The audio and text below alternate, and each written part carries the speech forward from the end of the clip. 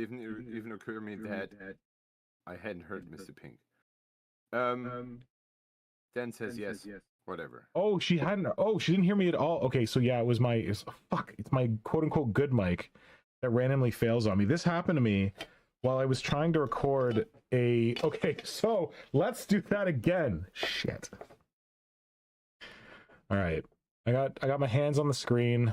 I'm gonna try to edit this after it goes out, and we're gonna pretend that we're starting all over again. So hello. My name is Monsynthesist, otherwise known as Mr. Pink, and I'm delighted to inform you that we've been going on for about 9 minutes now with no usable audio. Fantastic. And I'm joined by my dear companion, Hydra. Hello, Hydra. How are you doing? Hello. Hi. And Hydra, what part of Rick Priestley's palatial mansion are we coming to everyone live from? According to Diana, I sound like in a cave now, so we are in his Finnish sauna cave. It's because when I have my one mic, it's really good at like isolating audio, and now I'm using the mic that's like embedded in my camera, which is very close to where you're coming out of my speakers. And I could fix this by going to try and find some headphones, but I don't know if I want to do that right now. I even have some old shit headphones here that I can use. 1 sec. So while he's looking for headphones. Yeah, tell him about the sauna cave. Yeah, it's freaking warm in Germany, and it has been for a while. And luckily, apparently on the weekend it will cool down a bit. But I'm not built for this kind of weather. There are one of those people who are. I have been traveling with. And I was about to tell you about my travels. We went to Brittany. Yep. Brittany is horrible. It's the worst place on earth. You don't want to go there. Leave it all for Hydra. Yeah, you don't want to go there. Just leave me alone there. If I win the lottery, I will buy me a house there, and I can live alone in the misery that is Brittany. No, this is completely nonsense. It's freaking beautiful.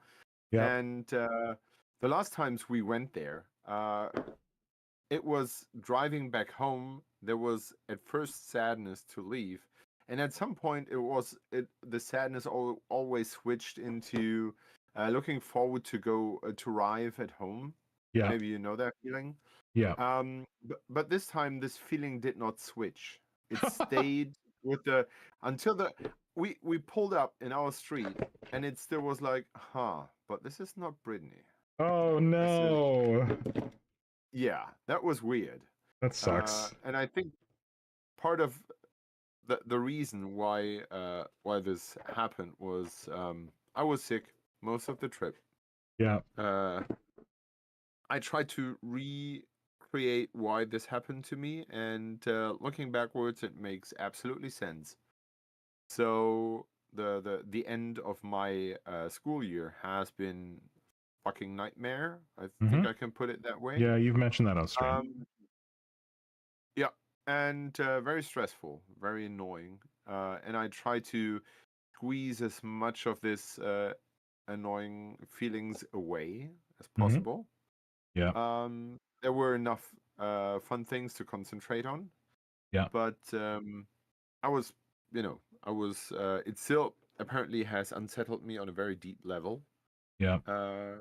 And when holidays arrived, I spent a whole week, 8-9 hours straight a day, to lay down the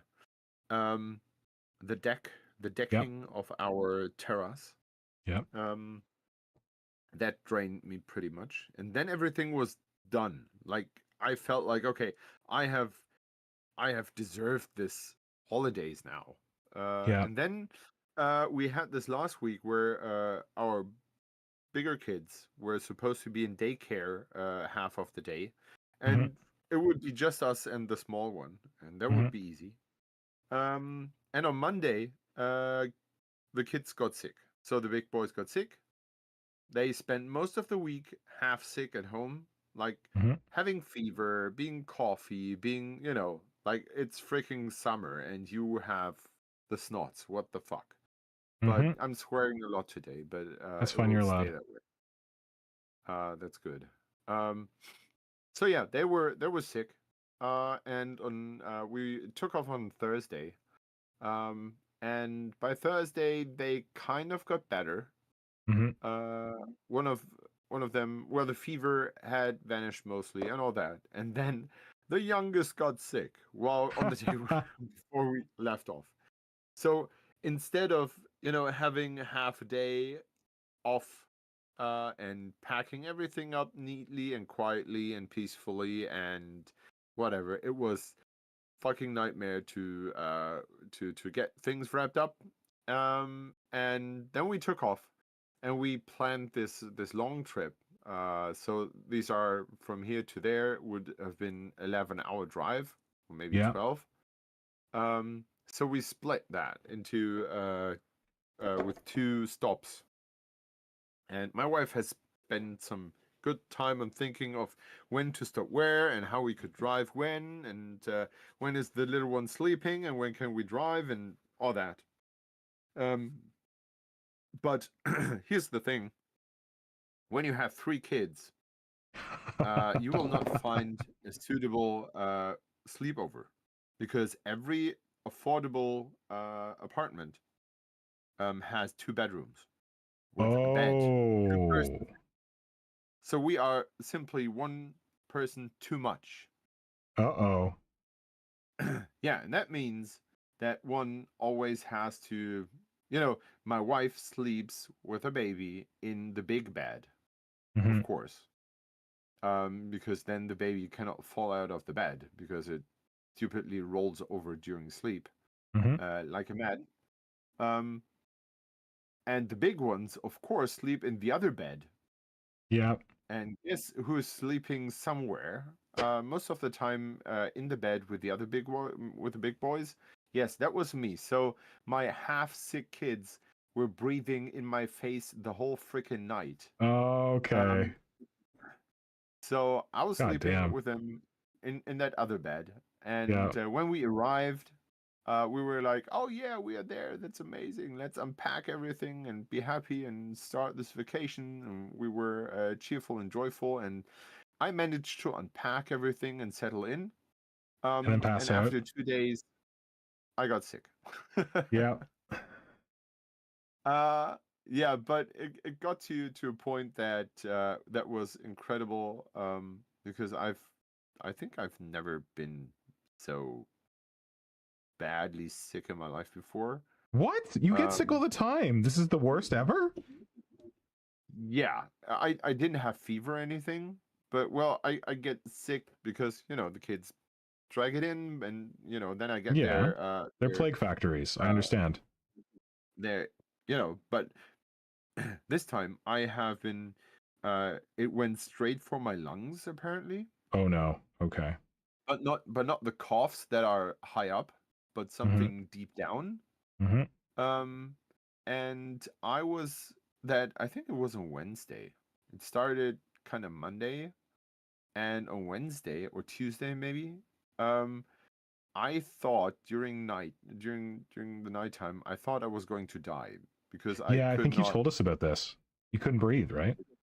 I couldn't breathe. Yes, that was Yeah. very frightening. And then I got these. Luckily, the other family we traveled with were. She is a veterinarian, Mhm. and he's working for a medical company. So Mhm.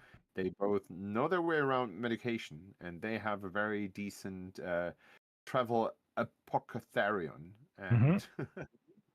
And So she um, prescribed you some they, horse tranquilizers?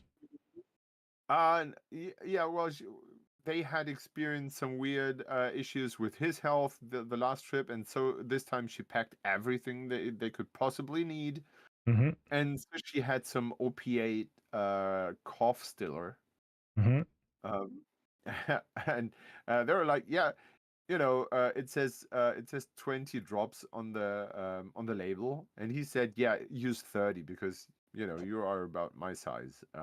You want to use 30, otherwise it doesn't really work.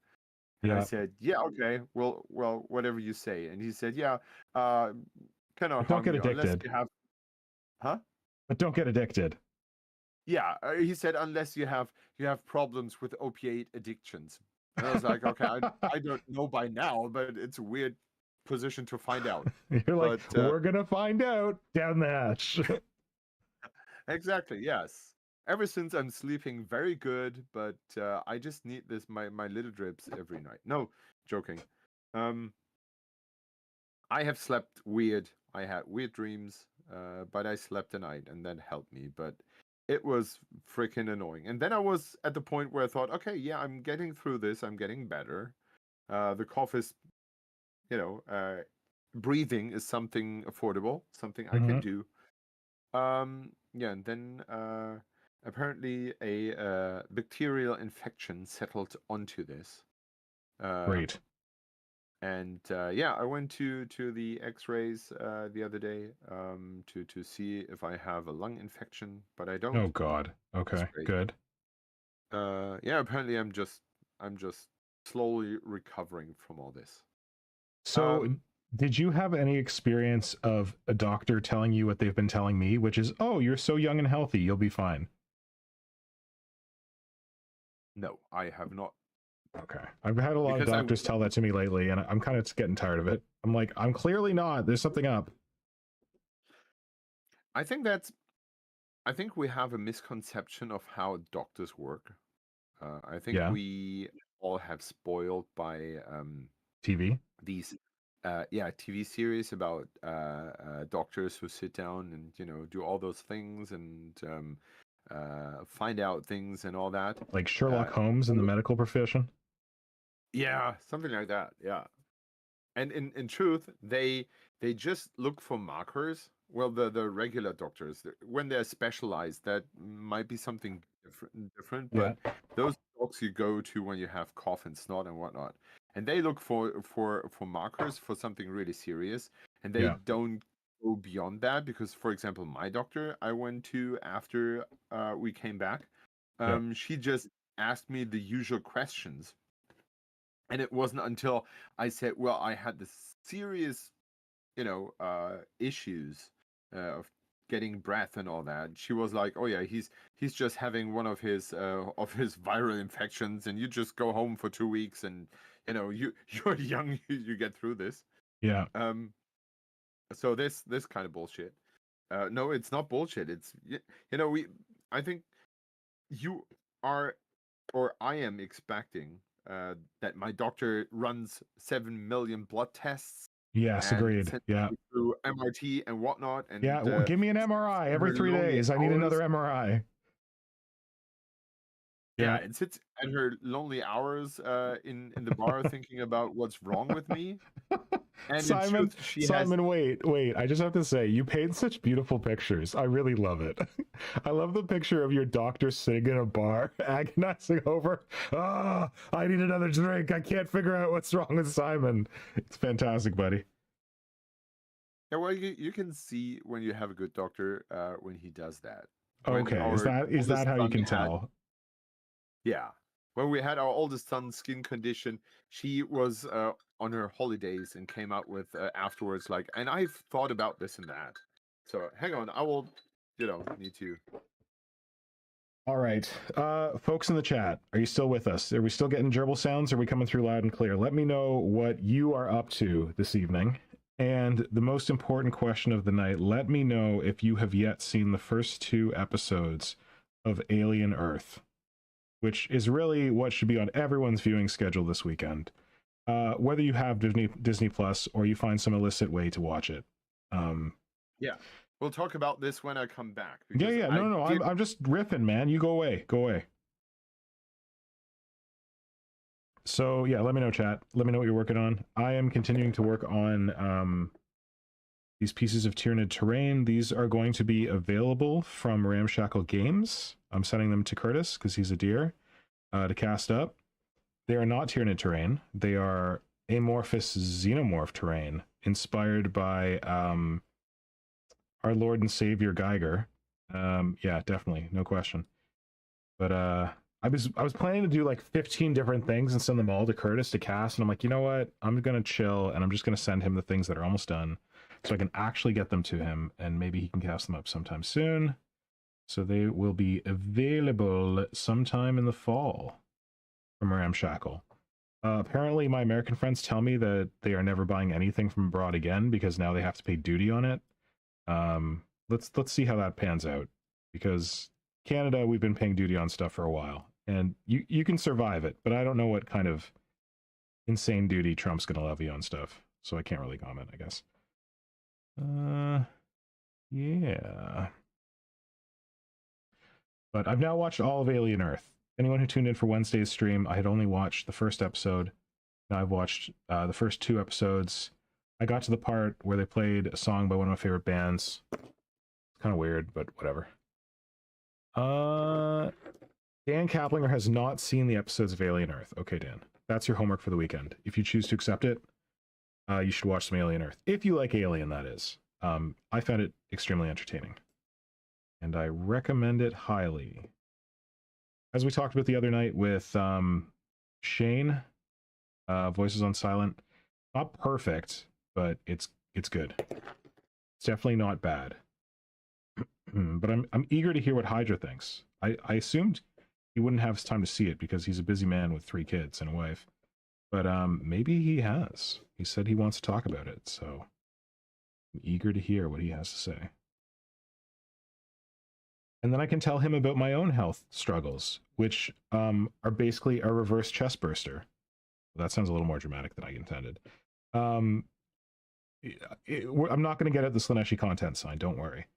But I had an experience that I would classify as a reverse chest burster. So I will get into it when Hydra returns.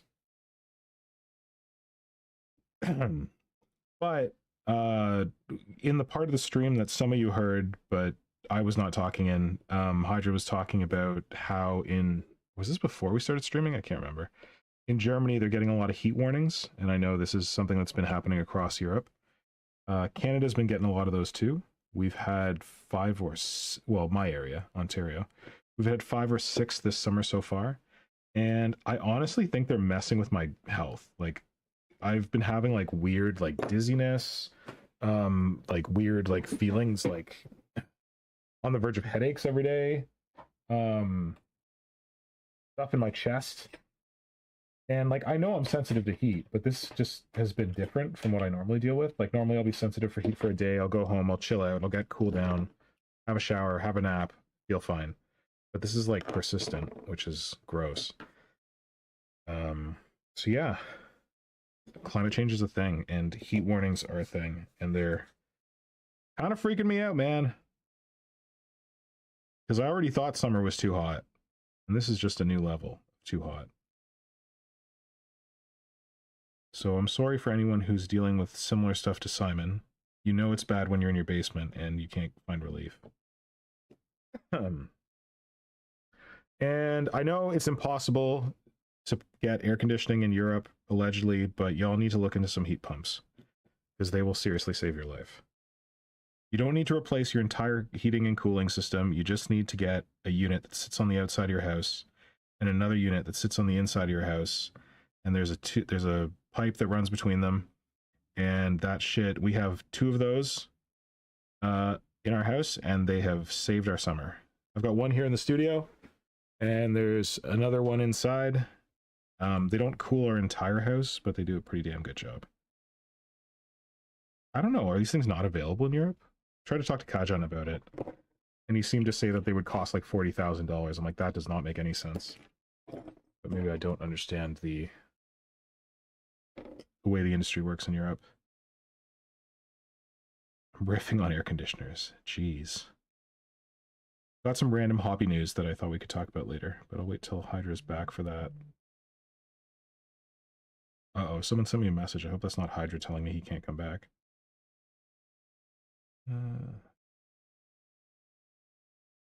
So these are supposed to be kind of like Xeno towers. Just trying to sculpt some like vents into the top, so there's some detail there. Just trying to figure it out as I go. I'd already started kind of sculpting some detail into the top, but gotta clean it up a bit.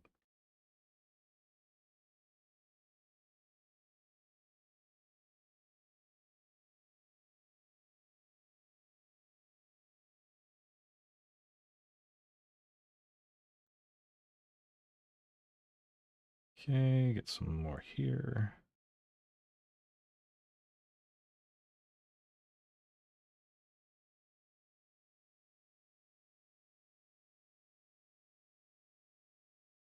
Some texture.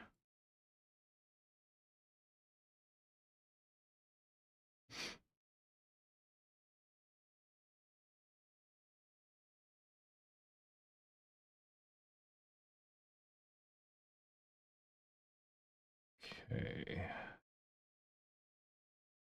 Well, that probably looks pretty organic. Is it giving anyone with tryptophobia panic attacks? I feel like that's always a good sign when you're sculpting something organic. Let's see what's going on in the chat. Oh, I need some water. Yeah, that's part of the reverse chest buster. We'll talk about that in a second. So Diana says, a locum once told me a neurologist had diagnosed me with... What? A locum once told me a thing a neurologist had diagnosed me with, and I had been treated for years, didn't exist and hadn't come back. My mom called my normal GP, and he said they'd never let him back? Oh, a locum, is that like when there's like a student or something? Or like a sub? A medical substitute or something? Guess who's back? Hey, buddy! Yeah, I think we can close the doctor chapter with the assumption, no, with the summarization that, Yeah. at least from what I know from my brother, who Oh, is yeah, your brother's a doctor. Brother doctor. Yeah. They always make assumptions. They never fully know what you have. Mhm. They only look for the markers and compare those symptoms to what is known to exist. And when Yeah. your body, for whatever reason, has other symptoms Decides to than go those rogue. that are known, then Yeah. you are in for a treat, because no one will ever guess what you have. Fantastic. And that's the bullshit with those with the gender thing, that a lot of Yeah. those symptoms that are described are Like gender dysmorphia? yes, Yeah. that are only described for men and not for women. Mhm. So when a woman Oh, that's what you're talking about, goes, something different. Yeah. yeah. Yeah. So when a woman goes to a doctor and says, "Hey, yeah, I have this and this and this," the doctor says, "Yes, you probably have this, because in my book it says if you show those symptoms, you have this sickness, and you can take these medications." Based on men. Based on past experience of what men experience. Exactly. Because there's a skewed gender bias. Mm-hmm. Yeah. I've heard of this. Well, yeah. I think heart attack is one of those best examples. Where A heart attack, a female heart attack looks completely different to what a men's heart attack looks like. I didn't know that. Yeah. So a heart attack is this, you have pain in the left chest and in the left arm. Yeah. And everyone will say, "Oh yeah, you have an heart attack." But if you are a female, you have different symptoms. I did not know that. Do you know what they are for a female? Nope, but I have the internet. Female symptoms of a heart attack. Are you Googling that in English or German right now? I'm intrigued. English. Wow, okay.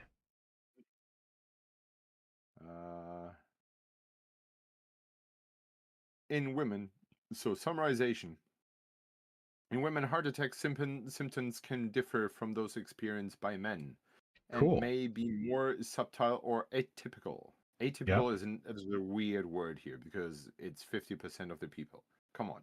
Okay, common symptoms include chest pain or discomfort, which may feel like pressure, tightness, or squeezing, and can radiate into arms, back, neck, or jaw. Oh, Shortness of jaw. breath. Whoa. Yeah. Yeah. So basically crawls from so arm, okay, but neck, back, and jaw is completely different, you know. Yeah. Shortness of breath, nausea, vomiting, lightheadedness, and cold sweats are also significant indicators. Yep. So when you just check those short breath or nausea, vomiting, lightheadedness, and cold sweats, that's, you know, when you go to your doctor and say, I have this, he will say, yeah, you have a viral infection, go home. Yeah. Good point. Yeah, so good to know. Here you are learning things, people. All right, well, now I get to tell you my doctor story. Okay, go. So I watched the first episode of Alien Earth on Tuesday night. Oh, sorry, on Wednesday night.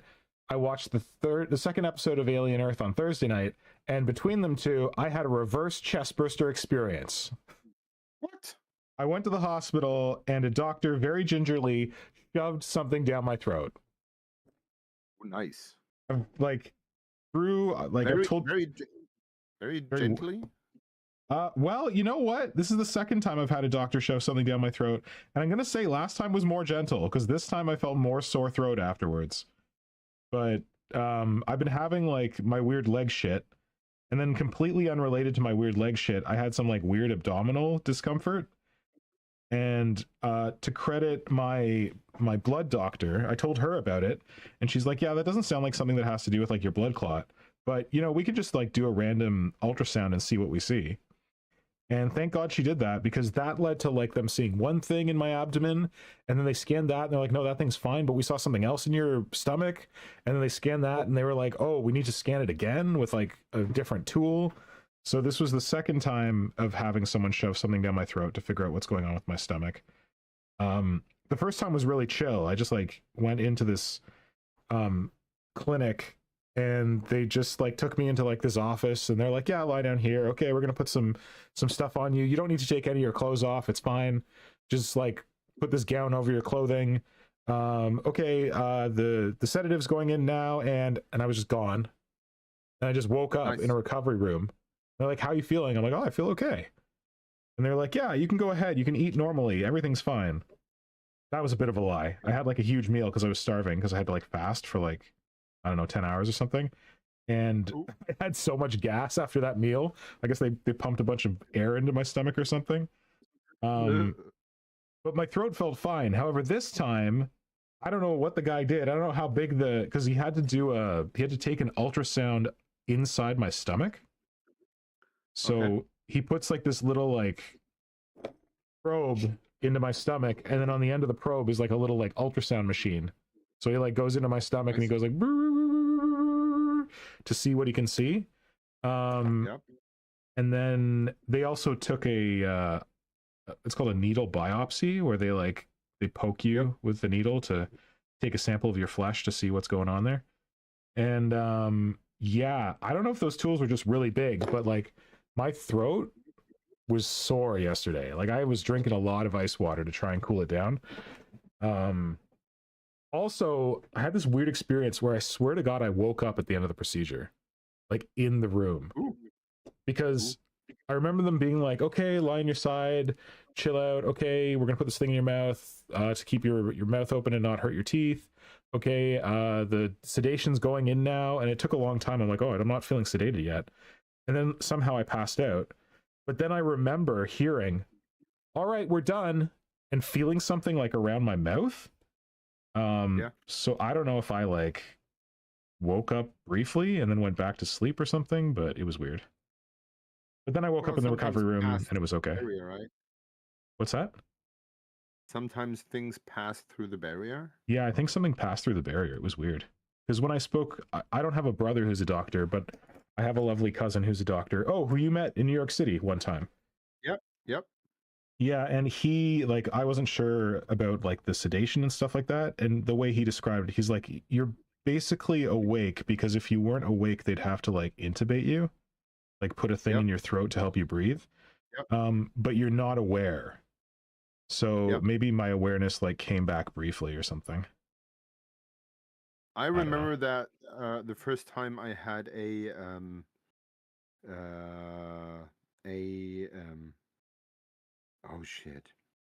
I want to say operation, but that's the German word. A surgery. Yes. Surgery, First yeah. time and only Operation time I works had a too. We use okay. operation. Yeah. Um, Just say the it with an first time I American had accent. Remember, we've had this conversation. yeah. I had a, I had an operation. There you go. I think operation to me has always this um, ah, military sound. You know, Operation Sandstorm, Operation this, Operation that. I'll show you what operation means to North Americans. Oh shit, that's not what I want to do. Dox myself. This one? Is this better? There we go. Operation. If you speak to people from the United States, they might think of this. There we go. Do you guys get this in Germany? Where's the picture? You're gonna have to look on YouTube briefly. Yep. I don't know if I can get a good picture of it. Let's do this. This one, open image, new Oh, is tab. that my profile? That's cute. Briefly. Oh, that's where you dragged my logo from. Yeah. Have you ever seen Oh, this before? Bibber. Yes. This game is called Operation. Okay. Weird. Like there's like a whole like song and dance that goes with it, like Broken Heart, of course. Operation 2, Operation. I'm the doctor for you, and you have to like go in there and pull parts out of the body, but you can't touch the edges or else you get zapped. Yep. Yep. Yeah, To me, yeah. this is always the James Bond game, because in one James Bond he has to withdraw something from a bomb without touching the Oh, edges. yep. So my kids like this game, and I always think let them play it. Who knows? Maybe one day they will have to, They'll be a bomb expert. be a bomb expert. Probably not, but hopefully not. Maybe in the like Mad Max future that you're like slowly preparing them for. Yep. Maybe that's what happened then. Well, long story short, I had this surgery when I was younger, and I was experiencing weird things during that surgery. Yep. Nothing unpleasant. It was all great. I had I was leaving my body basically. Whoa. Flying out of the hospital and taking a turn over the hospital, and I was literally flying, and I was pretty aware of that. That's cool. I was Wait, very I shouldn't happy. say it's cool. How did it feel for you? Was it funky? Did you enjoy it? Yeah, it was great. It was absolutely great. It was a great experience. But at some point, everything went black. Like I was shut out of the sky. From now to then, everything went black. Yeah. And they told me afterwards that the surgery that I had was running by local anesthetics at first, and some tranquilizers. Yeah. And during the surgery, I was twitching, and they had the impression that I was feeling something. Oh. So they decided to shoot me off. General anesthetic? Yeah, and Wow. switch to that. And I feel like that was the point when it all went black, which is a pity. Wow. So I don't, you know what? I had like surgery on my knee before, and I thought they give me general amnesia, but maybe they didn't give me not amnesia, general anesthetic, but maybe they didn't, but I thought I did at the time. And I remember like waking up from it and being like, wow, that was the best sleep of my life. I ceased to exist for a moment. I was just the void, and I loved it. And I was dating someone at the time who, everyone has different reactions to general anesthetic, and some people actually get like psychosis, like they start screaming. So I was dating someone who experienced psychosis, and she was so mad at how much I loved the experience of general anesthesia because she found it terrifying. But anyway. Okay. Talking about terrifying, let's jump to the topic at hand, what I eagerly want to talk with you about. So you watched it? Yeah, I managed it. I squeezed. I don't know how. Seriously, you're a busy man. Yeah, but for example, to give you an inkling of what I do to when I get this task. So for everyone out here, I got on Wednesday the request by No, it wasn't Wednesday. I think it was Tuesday. Here. Was it? When the hell did I send you that? No, it was Wednesday because on Tuesday I was still traveling. Shit. Okay. Well, maybe I gave it to you on Wednesday. Anyway, who cares? I got the request if I would possibly watch Alien Earth until today, so we could talk about it on stream. And I said, yeah, I will do my very best. And I really want to watch this. So this probably is help. But I went to, we had to clean the car after the travel. We have brought back half of the beach in our car. Yeah. And not just the sand, but all the other stuff as well. So we went to a professional cleaner and had the car cleaned, and my wife had to go with the youngest to the doctors today for a checkup. And so long story short, I took my my older sons to a playground, and they played, and I was pretending. I told them that I need to work.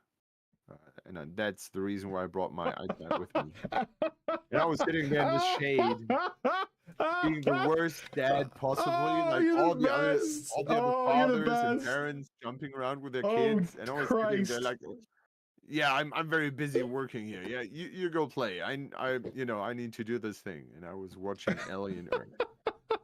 That's what a fucked up parent I am. I made you a terrible father. I love it. I love it so much. That's fantastic. So, was it worth it? Yes. Okay, good. It was absolutely worth it. I watched the first episode the other day. Yep. And I managed to finish it today and squeeze in the rest. Wait, all at the park, or were you like during bath time? You were telling them you had to work too. No, not during bath time, but when they were sleeping. Yeah, good. So I'm not as horrible as I'm not completely disaster, but I watched most of it. I'm lacking like the last 20 minutes of the second episode. Okay. So we are spoiling here, right? Well, we tried to be a little less spoilery on the last one. Can you talk about like your general impressions rather than getting into like the details of it? Okay. So I watched until the the party that had. The party, yeah, which I absolutely loved. So okay, let's start from the beginning. I think there's a little more than 20 minutes after the party, but maybe I'm wrong. Go ahead. Possibly, yeah. So did you see the conclusion of the party crashing, or you just saw the beginning? Oh, okay, then you probably saw it. Was there a Spider-Man? Yes. Yes. Absolutely. Okay. Yeah. Okay. Spider-Man was part of the show. There we go. Long story short, I freaking love it. Great. I am so hyped. I'm so hyped about aliens right now. They live rent-free in my brain. Yeah. I had today a what's that? Oh jeez. Anyway, so what I got so hyped that I talked with we had visitors today. So the other family that went to France with us came over to have the kids play together again, and so we had barbecue together. And I was sitting there with the other father, and he likes aliens too. Yeah. And we were watching the kids play in the pool, and we were philosophing about aliens and whatnot. Oh, I thought you guys were just watching it while they were playing in the pool. You're like, oh yeah, we have some important work to do. Quick, get it up on your No. my wife would have seen that. Yeah. um, yeah. So we were sitting there and talking, and while we were talking, I remembered that there's this game I once saw. I think from Gale Force 9 it is. They have The a board miniature? game about yeah. Board game.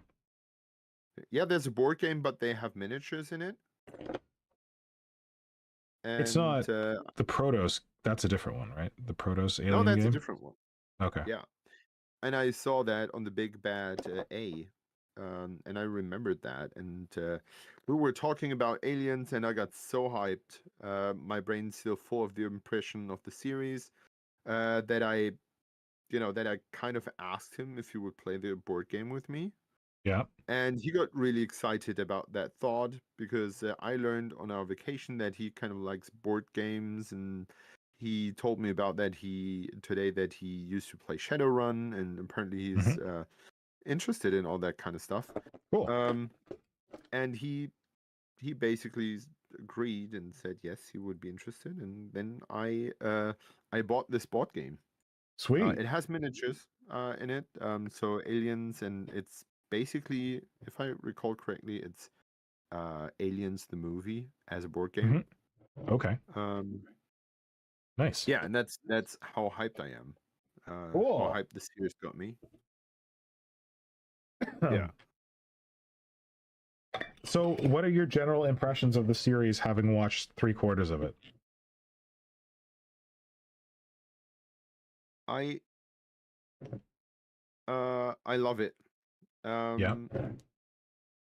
When I was, I think when we talked about Alien Romulus, Yep. I kind of cooked down Alien. I kind of tried to analyze what Alien is for me, Yeah. and of course it is the xenomorphs. Yeah. But Alien has these core elements that continuously appear, and I feel they are continuously developed.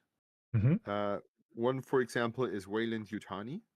Yep. So in the first week, I talked about that with this other father today, and he had some really interesting ideas about that. What he said was that Wayland Yutani in the first movie was kind of in the background, was still that megacorp, Yeah. but everyone was committed to it. Yeah. And the scrupulous super capitalistic thing just showed very briefly, but everyone was fine with the corporation. Like there was no doubt about it. Yeah. And in Aliens 2, this so in Aliens, it showed a bit, but just in the director's cut at the very beginning, where Ripley is kind of more like the director's cut shows more of the back and forth between Ripley and Wayland Yutani, Yeah. and how they quotation marks force her into going to Hadley's Hope. Yeah. In the cinema cut, it doesn't really show, but there they kind of give her the opportunity to redeem herself, but they say, well, you owe us $7 trillion for this freaking ship you blow apart. You can either do that as a dock worker, or you do this one thing for us. And he said it still feels like having a choice. It's a very little choice, but she still could have refused and be like, okay, you know what? I would just I'll die on your do docks. slave work. And Yeah. I'm on the docks if you're looking for me. But she does that. In Alien 3, Wayland Yutani shows up with that science team at the very end and doesn't really show up much. Yeah. In 4, not as much anymore. We don't talk about Protoss, and especially we don't talk about Covenant. But in Alien Romulus, it showed up Wayland Yutani as this very scrupulous, super capitalistic thing Yeah. where in the beginning she's like, "Oh yeah, I'm free to go," and they say, "No, you're not. You have Yeah. to work more. Yeah. You're basically a slave worker here. You just Yeah. don't realize that." Um, and I really liked that approach. And I Yeah. really liked how Wayland Yutani continuously becomes more and more this evil empire company. Yeah. And I was interested to see how they would proceed with this in Alien Earth. Yep. And I absolutely love that they broke this open, that Yep. they opened up and said, well, we have Wayland Yutani, but then there's this and that. We're not going into details here, but Other it's corporations. other corporations. Yes, I think it's Yeah. in the first 3 seconds of Yeah. the Yeah. series. So I think that opens up so much more and adds so much more to this genre Mhm. because it this mega corporation kind of thing is on the one side something very relatable, Yes. something we are kind of driving into right now, like Hmm. having a bunch of billionaires Well, we've got a mega deciding, corporation like controlling space travel, so that's pretty yeah. sci-fi right there. Mm. Now we have a mega corporation kind of trying to control what we see and what we think Yeah. and how What we we buy, interpret. big A, Well, you were yeah, saying? Yeah. yeah, yeah. That's the next mega core. So it's very relatable. It's not Yeah. that hard science fiction like, oh yeah, we have space knights and they do whatever. Mhm. Um, so I really like that. Um, so this how they continuously develop this aspect of how a super capitalistic future would look for humanity is really interesting.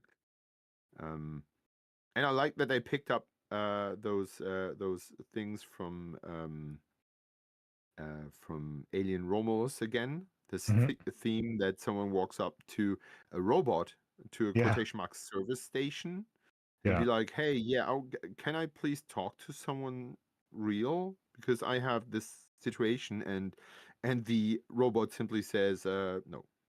Yeah. Computer says no. Yeah. You. That was a good Um. British reference. Yes, I know. Good. Uh. Yeah. So that's something I really like. Um. Cool. I am not 100% sure of the xenomorph design. Yeah. We haven't really had a Uh, good look at it. well, we kind of did, Mhm. but when I okay, how do I describe that? I'm looking at the xenomorphs hanging around on my desk. So, hey, we have a visual thing here. So here's something to feast on. This is the xenomorph design from Alien vs Predator. Yeah. Um, and what I'm aiming at is the shape of the head. Yeah. So we have in Alien Earth we have this flat hat, not the skull design from Alien 1, Mhm. not this rib thing on the head from the Aliens, but it's sleek, it's blank. What I really like, but when this thing closes its mouth, the curve goes down and becomes very pointy at the chin. Oh, gotcha. Yeah. So it's a natural curve that goes from the forehead down to the chin in one go. Yeah. Um, in Alien Earth, there's a dent around where the nose would be, Uh-huh. like it curves in a bit. I think it's supposed to give the skull a different shape to make it less um streamlined, Mhm. to look a little bit different. But it's something I do not really like. Mhm. That's something, but that's about the only thing that I don't like. Okay. I find it highly interesting to see how Disney plays with its own IP. Mhm. Um, so the whole Peter Pan thematic. Yeah, shows that's up. okay. Well, technically, that's not a Disney IP, but I didn't actually think about that. The Disney. Oh man, I didn't put two and two together on the Peter Pan thing. I'm so dumb with Disney. Like, I'm like, oh, cool, because Peter Pan was a story before Disney got a hold of it, right? It's like an actual, isn't it? Of course. And Yeah. yeah, and the funny thing is that they reference both. They reference the Disney version Hmm. at one point, and then they have the dude read from the original book. Yeah. Read, and that's very interesting. That on the one side they show the Disney, the kind of sulling Disney version of it. You know Yeah. the We shouldn't say too interpretation of. much, but yeah. Yeah, I Sorry. know, but you know the interpretation of Peter Pan, right? What are you referring to specifically? That those kids are dead. I don't know if I ever knew that. That's one Yeah, it's interpretation of it. yeah. I think the let me just look it up before I make something up. Um, Well, the chat might know.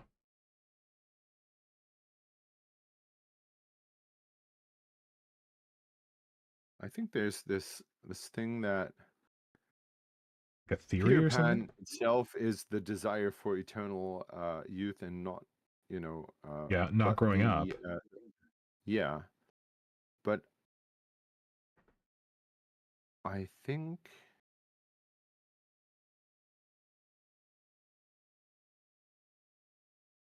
uh Dark Origin.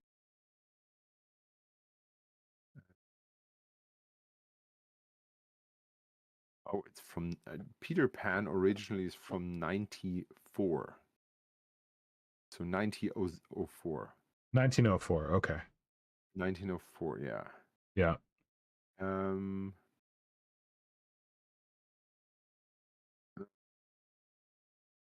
to put it bluntly, so this website says, to put it bluntly, Peter Pan kills the lost boys to keep them from aging.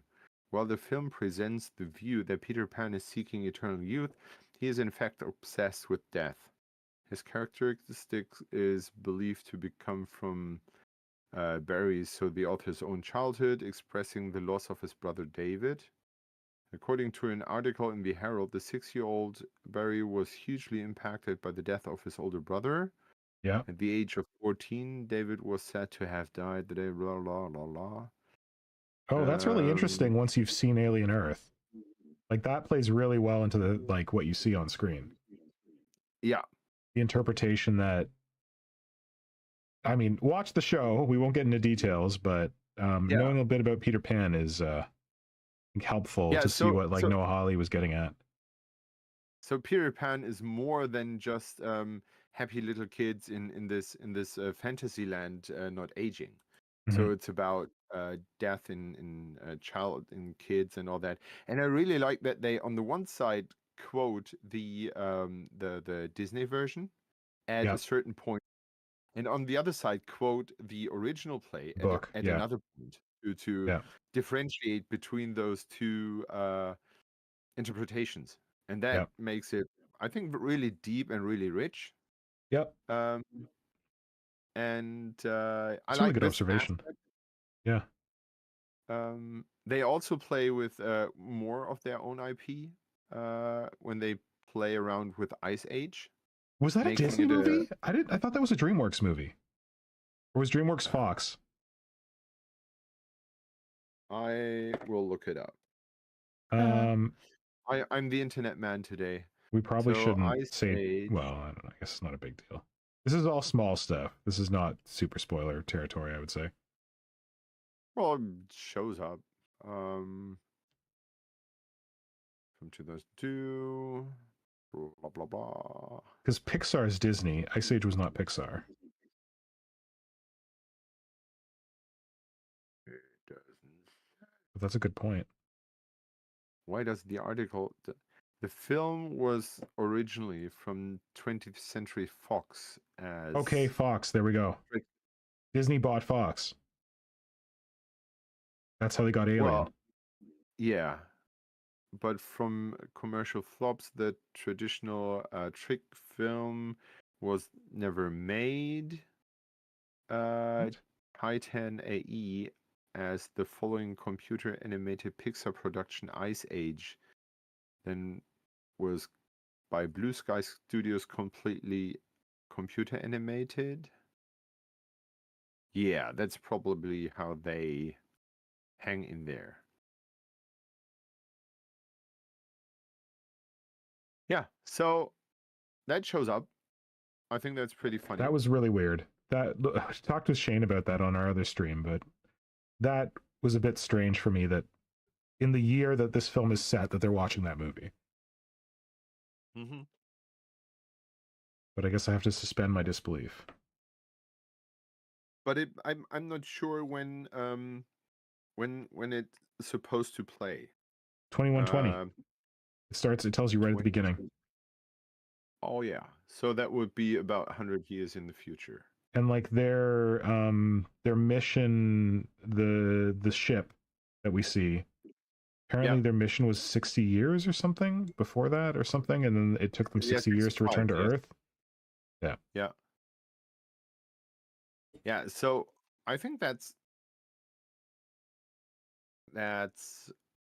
it's weird to see it there. Mm-hmm. It's interesting because it shows up later because they are quoting this quote. Yeah. I think it's interesting that they're building this up. It's interesting to see how this progresses. Yeah. I think that's my take. Yeah. That could be the take for the whole show. Interesting to see how it progresses. Yeah, but Strong they start. have done so much right. Yeah. They've done so much good. So when you start watching the show, you feel immediately at home. Yes. Because it starts in a very familiar setting. Yes. The design is very familiar. The setting, the social aspect between the crew and all that. It feels interestingly very alien. cozy. Really alien, yes. But still a little out of time because that is Alien 1, and Alien 1 is such a long time ago that it almost feels like out of place. Yeah. Because I think the especially the ship aesthetic has changed so much afterwards. Yes. We they did a very good job replicating that. Yes. That's a good point, because when I think about like when I think about Romulus feels more like an Aliens aesthetic, like a Hadley's Hope kind of setting is how it starts. So interesting to note that this one starts more like Nostromo territory. Mm-hmm. Yeah, and later when you see the interior of the ship, it is the other way around again. Yeah. I think afterwards you're like, okay, this is really,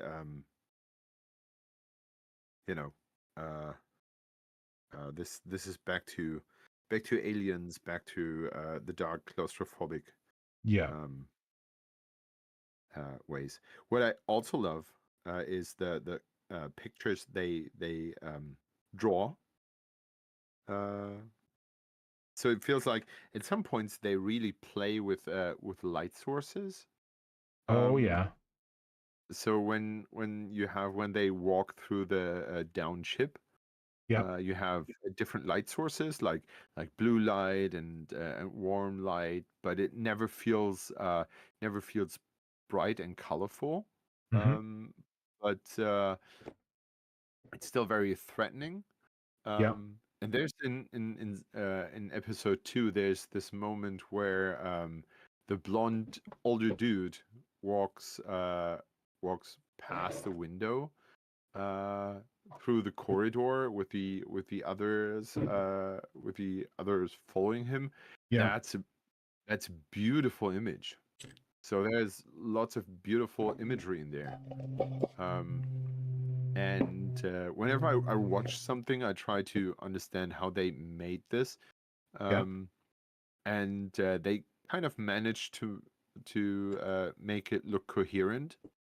on the one side, very chaotic of this Yeah. downship. Yeah. You really catch the drive of everything being on the brink of complete destruction. But on the Yeah. other side, very coherent in its visual imagery, so you can immediately tell where you are in the ship.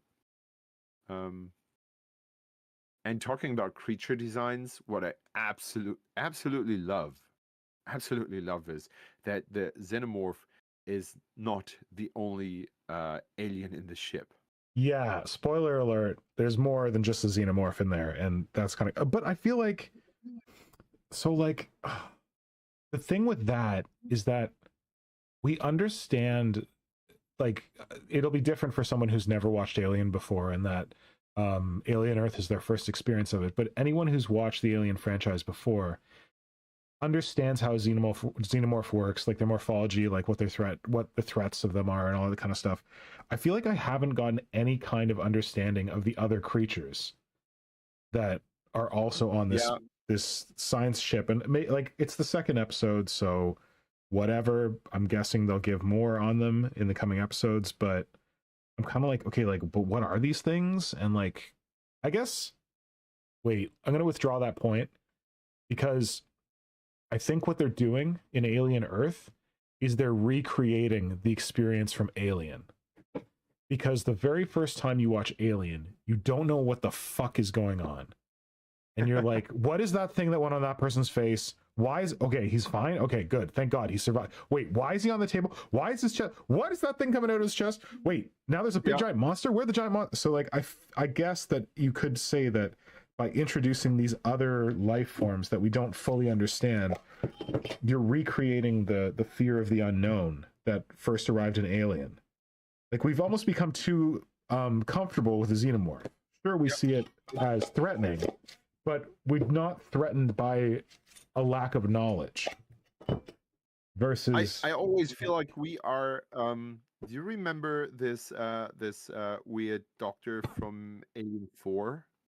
Yeah. Who says it's a beautiful butterfly. Yes. I feel I've always feel like in my relationship to the xenomorph, You're like him? Yeah. It's on the one side, it's freaking terrifying, or that's what Yeah. it should be. But on the other side, it's It's so like your pleasing friend. that I have it standing around me 3 times, and I just like to look at it. Yeah.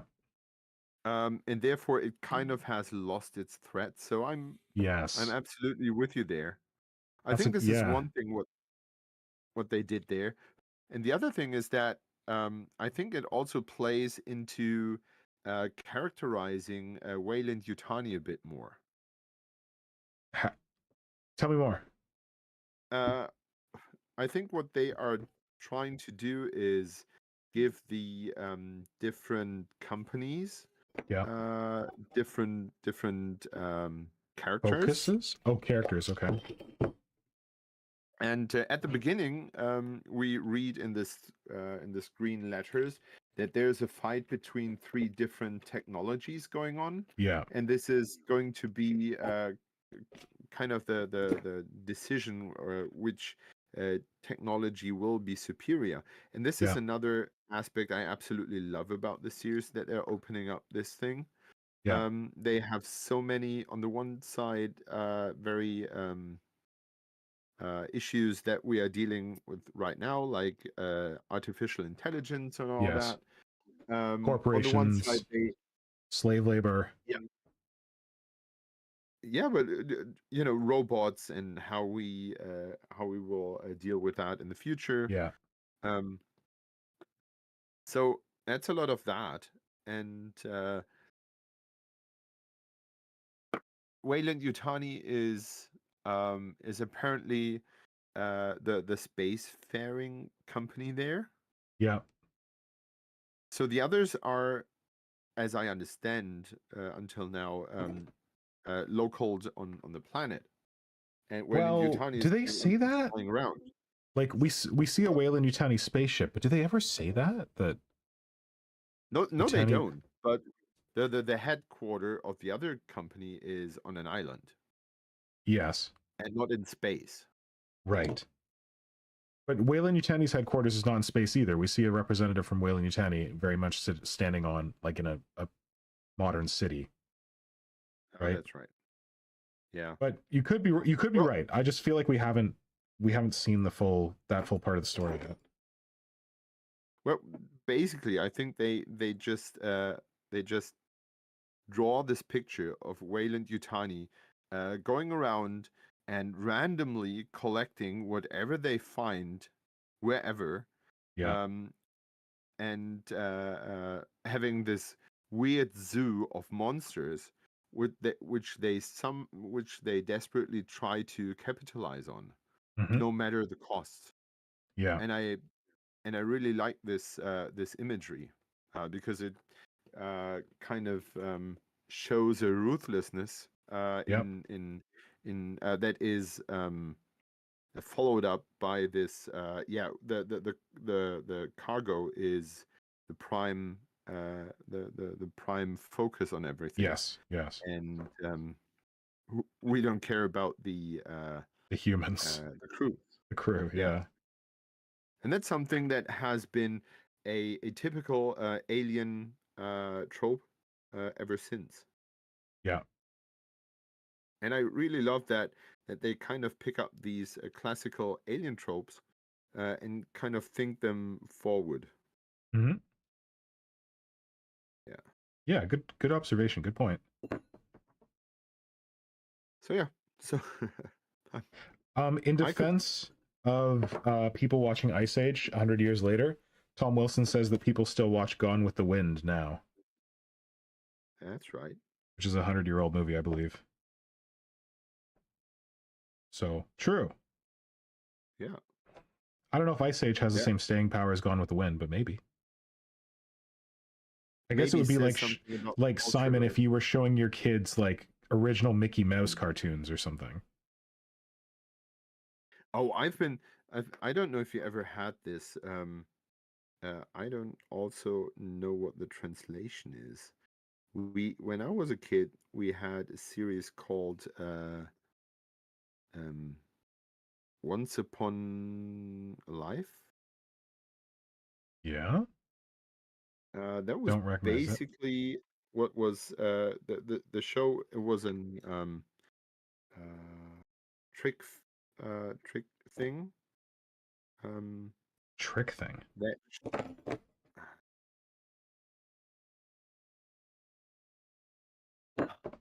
not animated, but before hand drawn.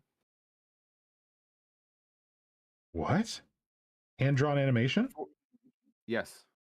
Yeah, we just call that animation, and then there's computer animated or okay. CG or whatever. Okay, we call this trick film. Mm-hmm. Not stop motion. What stop motion is? No, that's like the classical animation movies. Yeah. So we have this thing called Once Upon Life. Let me look this up. Yeah. And I love to watch it with my kids. Yeah. But it's an older animated show. Yeah. Yeah. So, oh, that's French, actually. Oh, français. Ooh la la. Yeah. You probably got it from your mom. No, it was aired in. The first airing was 3rd September 1990. Oh. So it basically shows what is happening in your body. With a little funny cartoon.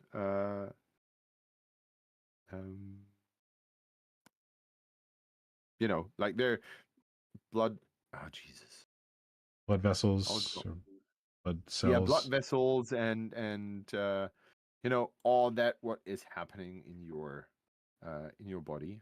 Yeah. Like the blood, like the cells and how viruses attack your body and how the immune system reacts, and all those things are funny little characters.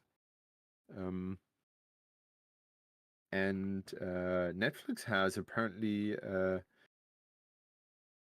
bought the IP Right? for that, Of course. the rights. Yeah, Everything's old is new again. and this is great because you learn so much. Oh wait, you're watching the new one on Netflix with your kids, or you're watching the old No, one? no, they didn't make it new. Oh, okay. They They just have the old one in their catalog. Yeah. Okay. To give you an impression, let me pull up. Can I post pictures in the chat? You can post links. Wait, are you in it? I think you're an admin. Where the hell are you? You said Diana. Yeah, you're a moderator, so you can post links to the pictures. Oh, okay. Let me post this. See if it works. Does it work? Let's see. Yes. Yep. Oh, So you can. Oh, sorry. I got it. No, I'm gonna pull it up. 1 second. Please go. Oh, the heck it. Hold on. I'll pull this up in a second.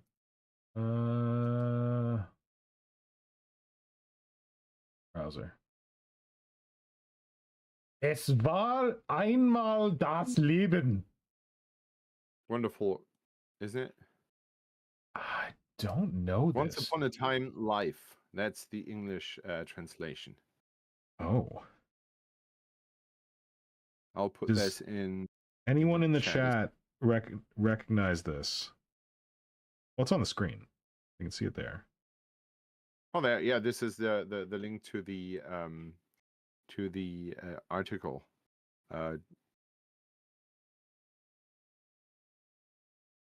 It is freaking amazing.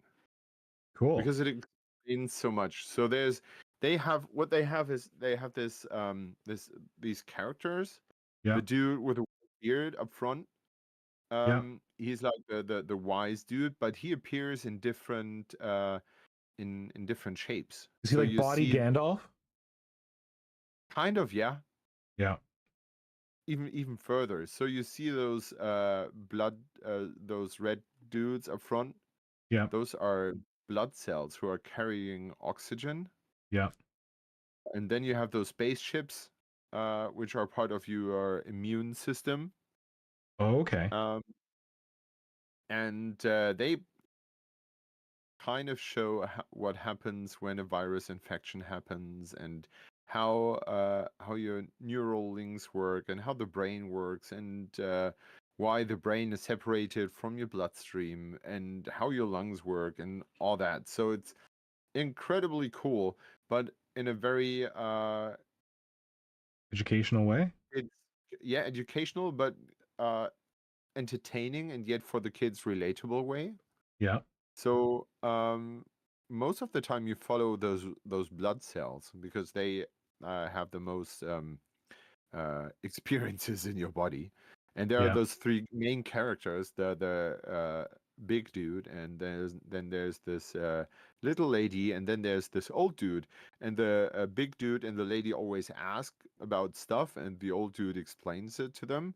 Yeah. And at some point, they talk about how the blood cells die and are recycled by the body. Yeah. And that was really sad. Such a sad episode. It was interesting to talk about to talk with the kids about why he dies, and how he will be reborn in the body at least. Yeah. So that's great stuff. It's incredibly cool, and it's apparently 25 years old. And I Okay, assume so not super old, but yeah, but in 75 years onwards, it'd still be valuable. yeah, true. So if apparently there's a English version to it. If you can find it, it's great. And there are more. There's Once Upon a Life, and there's Once Upon the Humans, where they basically show the human developments from now to then, and with different big steps in the human not evolution, but Like they have been evolved. cultural. Yes, cultural Yeah. steps, and Yeah. then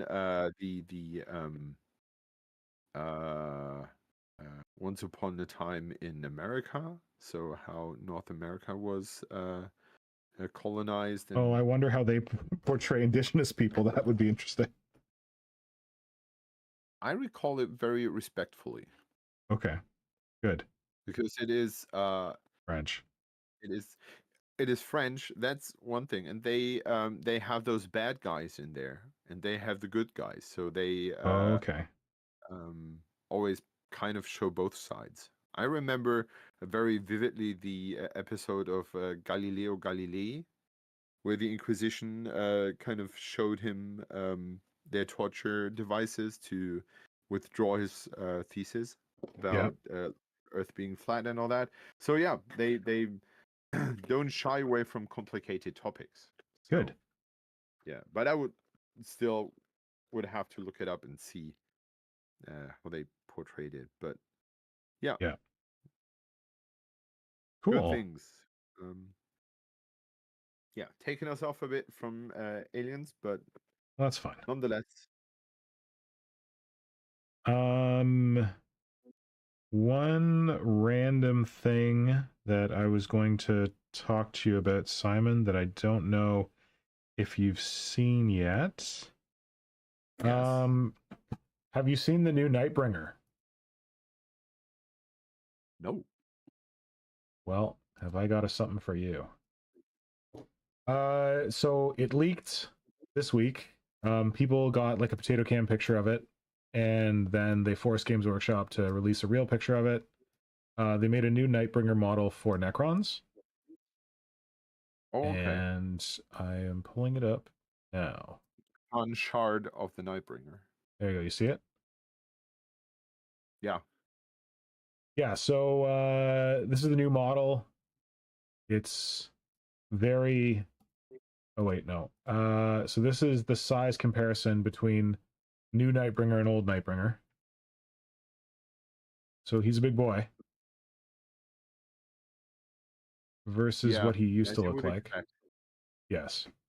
I And assume he will mean not more material, but sorry, not more material. What? yeah, they work now with lots of negative space. Oh, right. Okay. So the old one has a very thick cloth in the middle, Yes. and material-wise, it will probably just as much as the new one is. So yeah, Yeah. this is new design, and for anyone who doesn't remember, this is the old Nightbringer design, which like, I mean, the model's dated, but it's a pretty sick model. Yeah. And especially in this color scheme with like the chrome, like this is a really good treatment on it. And then I just wanted to note, while I was looking up these pictures, I came across this, which I'd never seen before. This is the W Artel. Definitely not Necrons. Don't call it a Necron. Version of Nightbringer. Kind of interesting. Thought it was neat. Waiting for the stream to catch up. Oh yeah, okay. Oh, nice. Yeah, it was okay. Yeah. But the thing is, like, when I was looking at this Nightbringer, like, it's pretty cool, right? The new one. It's huge, impressive. But honestly, if I had to pick my favorite Nightbringer, it'd be this one.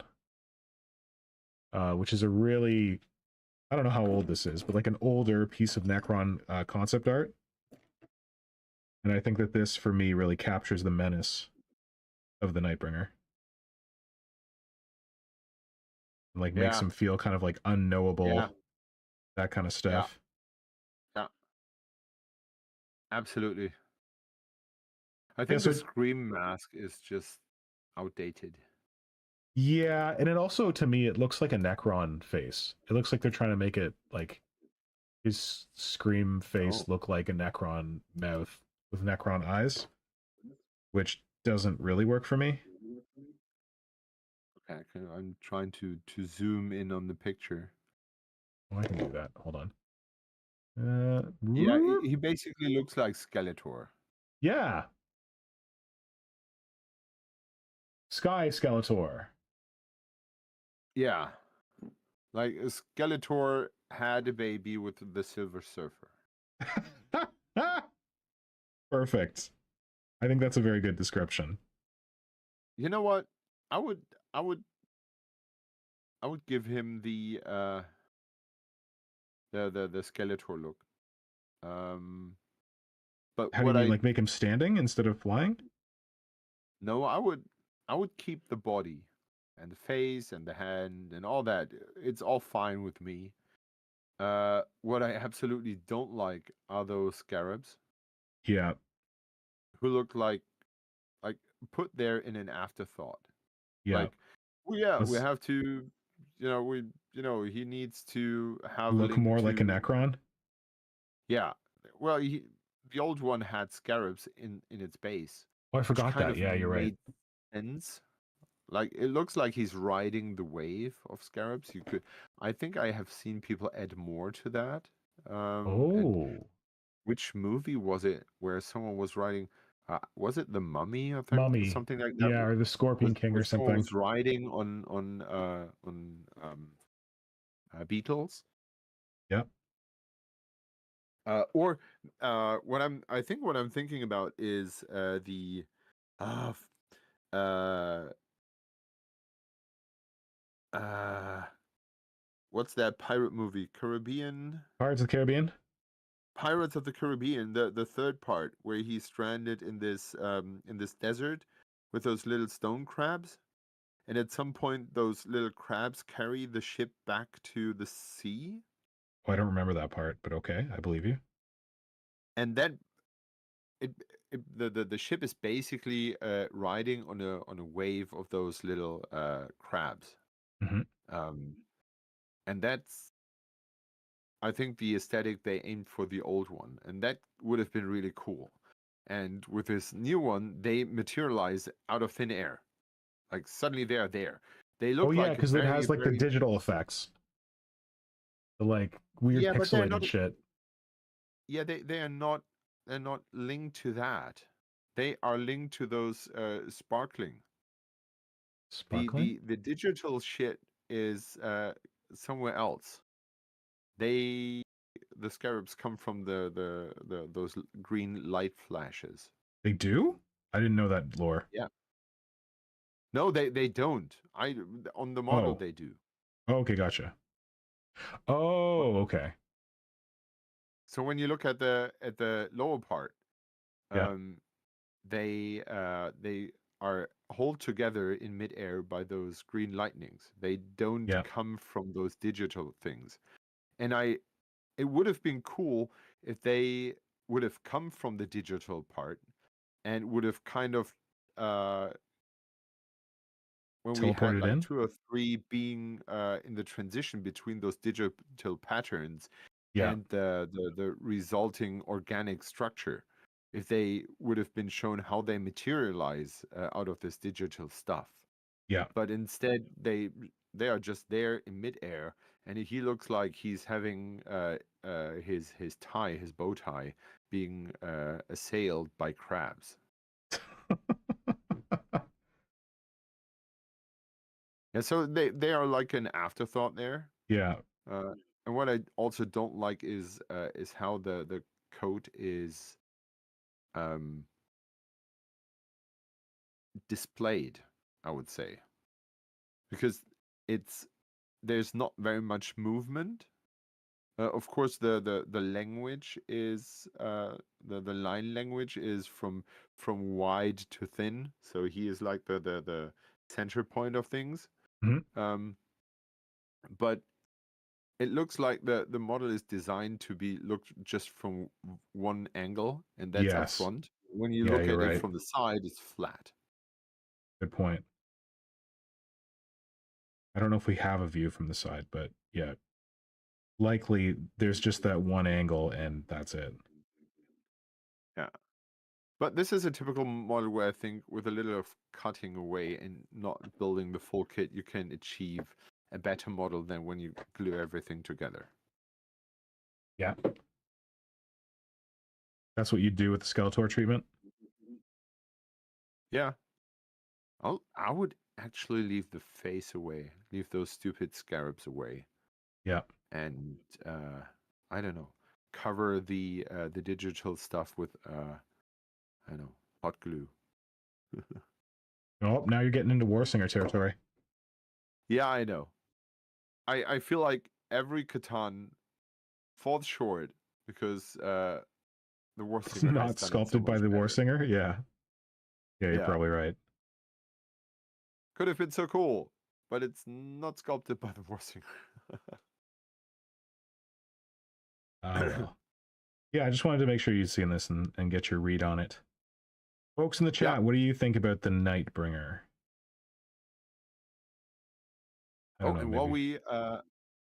while we're talking about things, um, folks in the chat, if you well, we have a few friends here, but if you're watching this later on, and if you want to leave something in the comments, if you have watched so far, what's the most interesting part of the world you have played tabletop?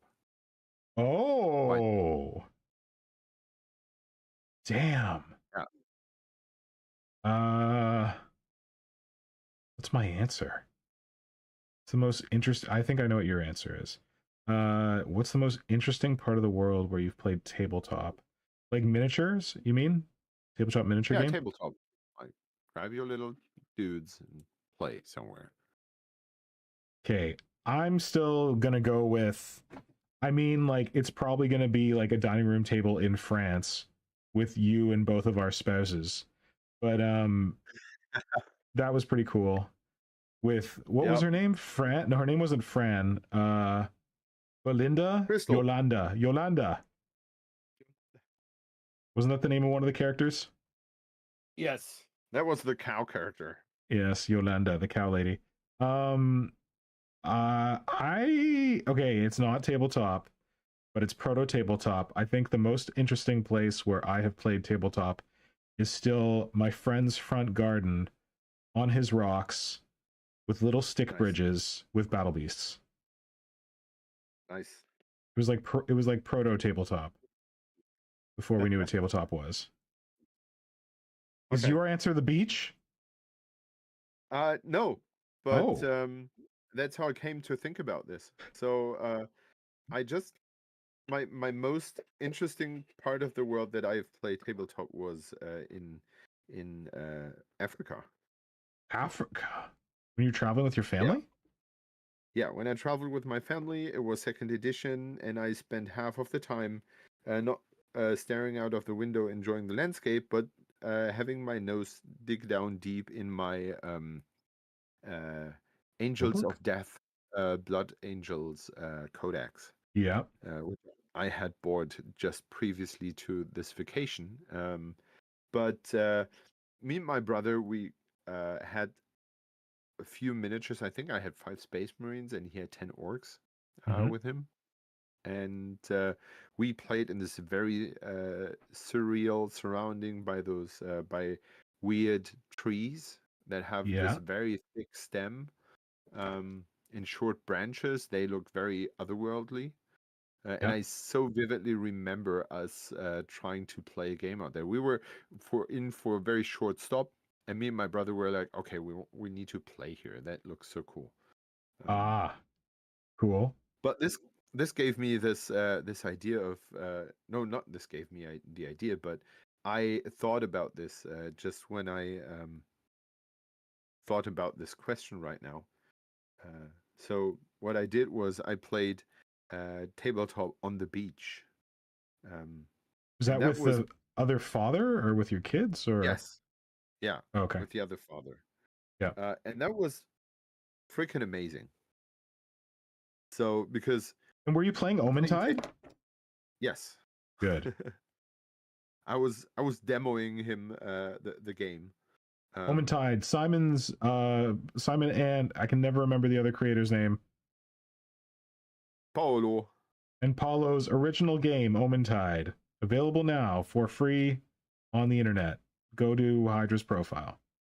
If you want to put the link in the yeah, chat, we can do that too. I will do. Thanks. So yes, we I played it on the beach, and that was pretty cool because That's really cool. it is interesting how little you need. Well, of course, not a full-fledged 40K whatever, Yeah.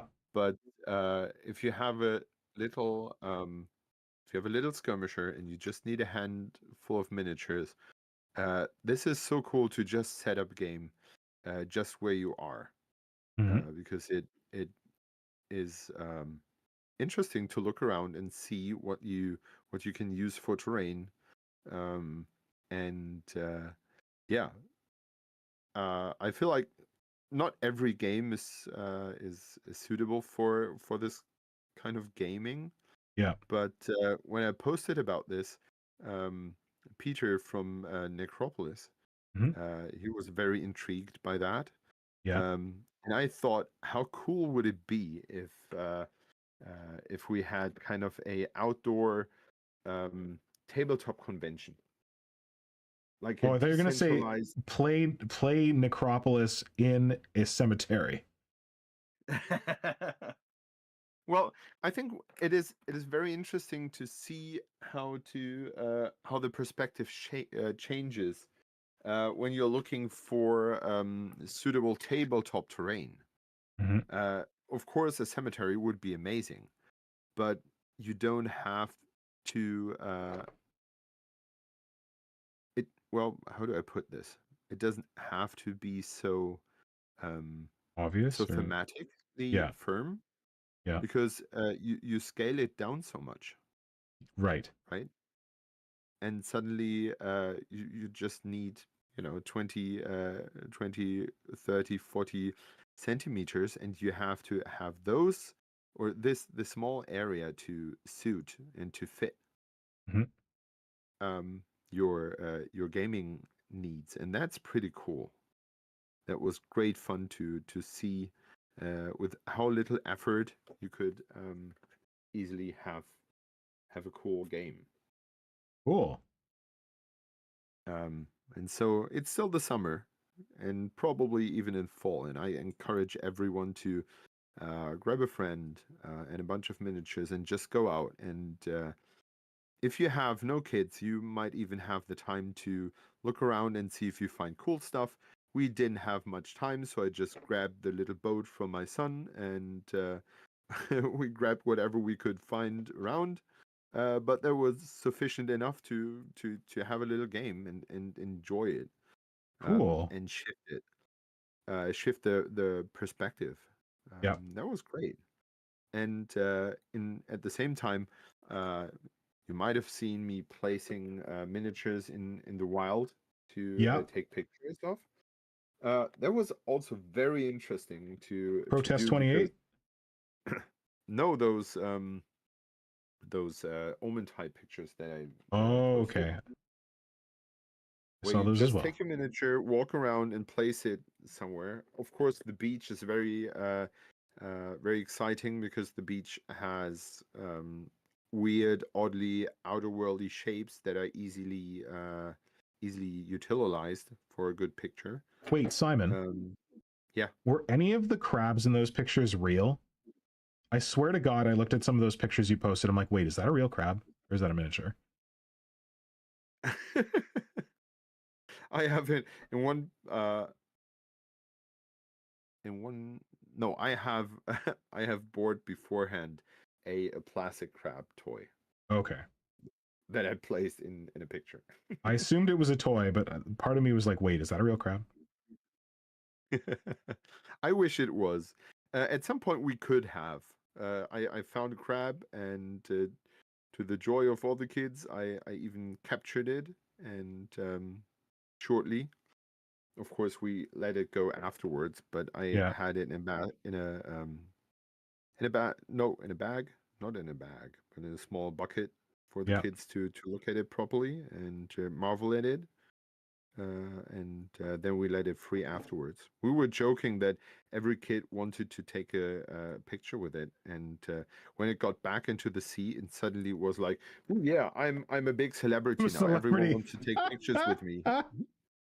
Beach crab, And all the other crabs famous. were look at him being 5 minutes with those humans, and he think he's a internet star now. Cool. Yeah, that was pretty amazing. But no, in my pictures, no real crabs were used. Okay.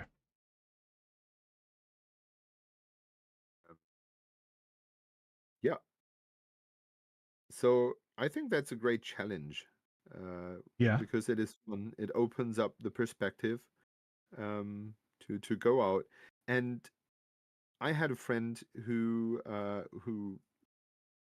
we went on holidays a couple of years ago with, and he painted his. He was playing HeroQuest with his son on that vacation, and he Hmm. painted the miniatures for that during the vacation. Yeah. And what he did was he took a few of those miniatures into a barn and into a barn with spider webs and all that, and he just placed them somewhere and took pictures in those old walls with spider webs, and it looked so good. Cool. When you find something, when you find a suitable ground to cover a bit the bases, so that they blend even more, Yeah, gotcha. Yeah. that's even better. But you don't even have to do this. It adds to it, but you don't have to do it. It's so much fun. And when you take a little container and have your miniatures in your pocket, and you walk around and be like, oh, this looks fun, and you just place them there, that's good. That's gold. Um, because I don't have much time to set up a picture. It's when I Yeah. see a place, I need to have it all right with me. Yep. And that's what happened with me. I used to do all those toy photography things where I Yeah. took Weren't you my still? Star I thought Wars you posted miniatures. some of them from this Yeah, trip. I did, but far from that many. Yeah. And yeah, this was a great experience to just set them there and be like, oh, this looks cool, and take a picture. Uh, yeah, changes the Perfect. perspective, is an interesting little challenge. Um, and it's easy to do. That's also something important to keep in mind. Yeah. It's not very super complicated. It's not, oh yeah, I have to, prepare weeks in advance for that. It's just go there, place it, be happy. Yeah. Nice. I feel like you could call it the touch grass challenge. Ooh, You ever heard that expression? no. It's kind of like a mean thing to say to someone when they're like too obsessed with something and like they need to like go outside and like see the sun. But make Okay. your miniatures touch grass Oh, that's cool. so they're not trapped in the basement.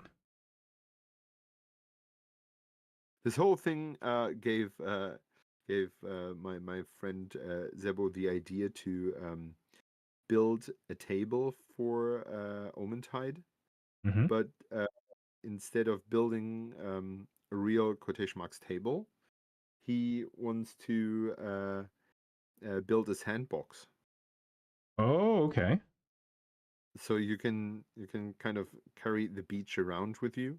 Yeah, that's cool. Yeah, because it's supposed to be like in a sea setting, right? Omentide.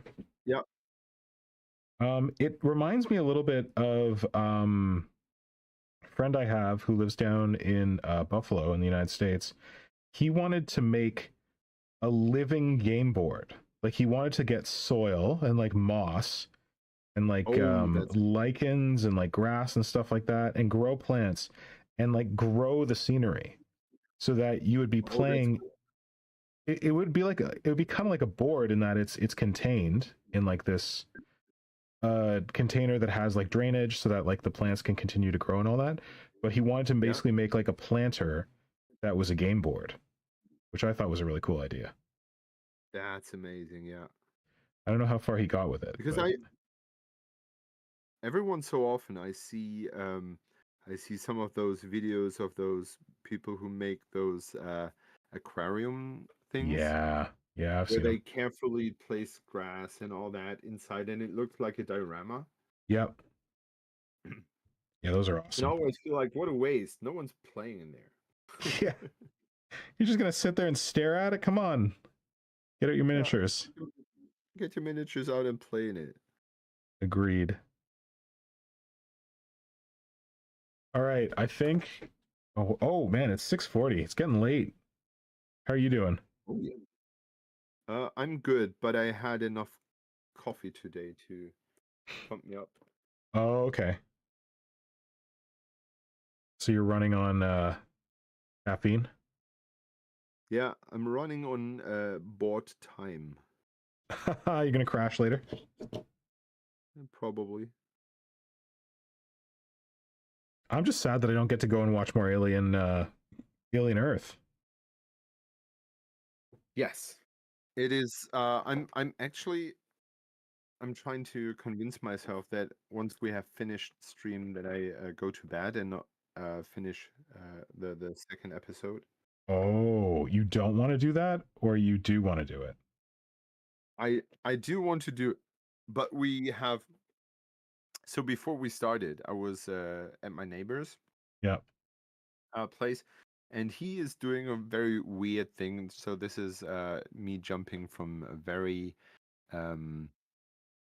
from very different social contexts.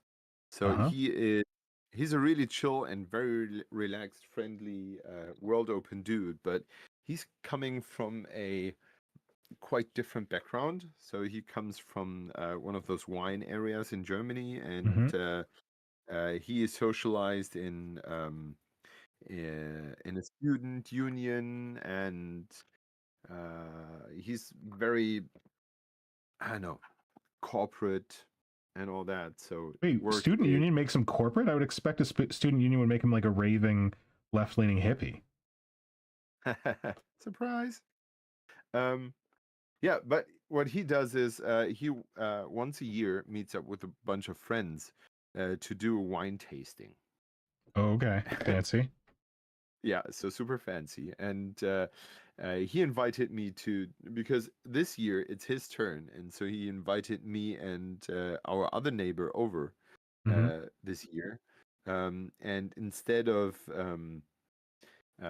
having wine, he decided that his theme for this year would be sparkling wine. Okay. So everyone is supposed to bring his favorite sparkling wine, and we will have a sparkling wine tasting tomorrow. Do you have a favorite sparkling wine? No, but wait, I luckily did you bring was cider? in the country. Sorry? Did you bring cider? No.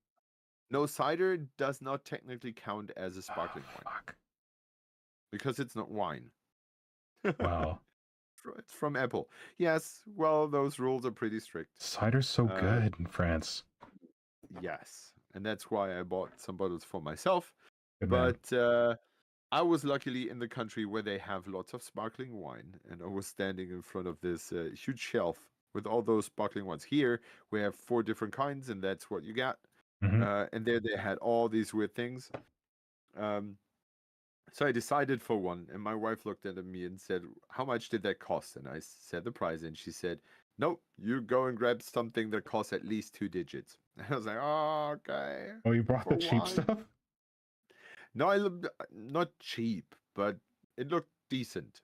Yeah. And yeah. She didn't want you to get laughed out of the party? Yeah.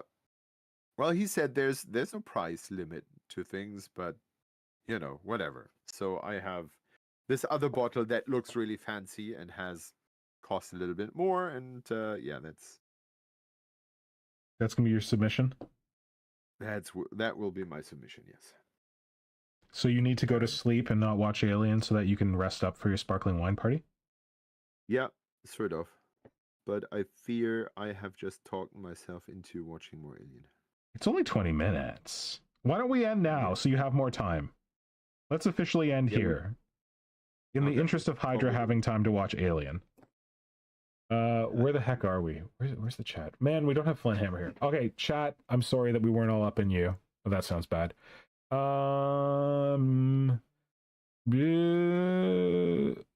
Osmosis Jones. Apparently that was what the thing is reminding Tom of. I think that was a movie where they go inside the body. Ooh. Diana says she thinks she remembers something similar but less entertaining at school to Once Upon a Life. I I hope they might have gotten rid of the shards with the new model. Oh, okay, let's talk about the Nightbringer. He does say that the Nightbringer looks like Silver Surfer. Radon likes the effect on the cloak of the Nightbringer. Oh, I think Tom said bit of a boring answer, but old Warhammer world. Oh, this is where Tom played the most interesting game, I think. Oh, nice. The old Warhammer world on the Forge World Imperial Fortification board with a bunch of 2010s hobby tubers. That's cool. Oh, that's cool. You can't game outside in the UK, Tom says, because the weather isn't reliable enough. Well, Chaos and Creatures, welcome Chaos and Creatures. I don't remember seeing Chaos and Creatures before. Says living game board is so cool, holy cow. I totally agree. Yeah. What were you saying about UK and the weather? Well, you know, there's no bad weather. There's just bad clothing, right? You're agreed. I taught Nora that lesson. She used to hate the winter, and I'm like, we just need to get you some better clothes. And we got her some like crazy insulated parka, and she's like, the winter's fine. She might not love it as much as I do, but she doesn't hate it as much. That's how you go. Is that a German expression? The no bad weather, just bad clothing? No. I don't know. I heard it being used here, but I cannot tell you if it's strictly German. Okay. So Dan Kaplinger went to bed. Night, y'all. I thought Dan was in. Oh, I guess he was just signing off. Night, Dan. Thanks for having joined us. Chaos and Creatures said good night. Good night. Dan says, have an excellent weekend, everyone. Diana says, don't forget to like, subscribe, etc. And with Dan Kaplinger saying, have an excellent weekend, everyone, he moves to number 1 in the chat ranking. He beat you, Hydra. You got to number 1 in the chat ranking because you were spamming Diana earlier. Nice. Diana, thank you for reminding everyone to like and subscribe if you enjoyed our random banter. Maybe about... There's going to be a lot more bantering about Alien Earth. I'm just warning you right now. So if that's up your alley, you definitely make sure you're subscribed. Where am I? Am I even in the camera? Yeah, next time we'll put the spoiler thing away, and I wanted to talk frankly about it. Okay, there you go, buddies. You're warned. If you show up for this stream next time, Hydra's gonna let fly with spoilers. So no pretending. I think we'll have that conversation with Shane as well, because I think he was keen to talk more about it. Although I think he was more respectful of people not wanting to be spoiled than you, because we were literally talking about it the day after it came out. So it makes sense that people don't have the time to watch it like the day after, but this is a couple of days later. But yeah, I look forward to talking to you more about it and seeing how it evolves. Teal Prince is here. Hey, Teal Prince. With risk of sounding like an old grognard, I like the old Nightbringer better. He gives off more of a Dance Macabre 14th century woodcut or etching. Ooh, fiddle-dee-dee. Let's get our sparkling wine for the 4th century woodcut etching Dance Macabre. But yeah, you're right. He's got a lot more class, that old dude. Yeah. Radon definitely is dealing with hydrogen fuel cells. I'm just terrified for you. Please don't blow anything up. Diana says, my brain is mush all summer. My brain has been mush for most of summer. Oh, Hydra, you know how I was talking about my cousin in New York, who you know? Yeah. Who you met briefly? He texted me. He's like, hey, tell me more about your symptoms that you were just talking about on stream. I'm like, you creeper? You watching my streams? Eavesdropping on my medical symptoms so you can diagnose me? I mean, I appreciate it, but I was a bit shocked that he's tuning into the stream so that he can better diagnose my issues for me. He's been a very good support through all of my weird health shit I've been dealing with this year. But anyway, that's... Go ahead. I hope this finally gets to a point where, you know, settles down a bit. Well, it has settled down. Like, my legs are mostly working. They're still recovering, but they're mostly working. This is just like investigating this other weirdness, and I'd rather know that it's there because I had no like pain in my stomach to tell me that there was a weird thing they had to look at in there. So had we not randomly done a scan for a different reason, I wouldn't have known about it. So I'm just happy to know about it and like be pursuing it. That's right. Still, maybe you just get better. How about that? Sounds good. Hey, all my doctors tell me I'm young and healthy. Oh, fuck them. With that, let's say good night. Good night, everyone. Good night, everyone. Get out there, watch some face huggery goodness. Friend here tells you. Who is that? Wait, Good I'm gonna night. make him big. I'm gonna make him big, and then he can say good night. Okay, he's big now. Ooh, he looks good. All right, thank you, Hydra, for chatting. Flynnhammer, I'm sorry we missed you, but we look forward to talking to you again later. Simon, I hope you have a great weekend. Yes, you too. Good night. Good night. Bye.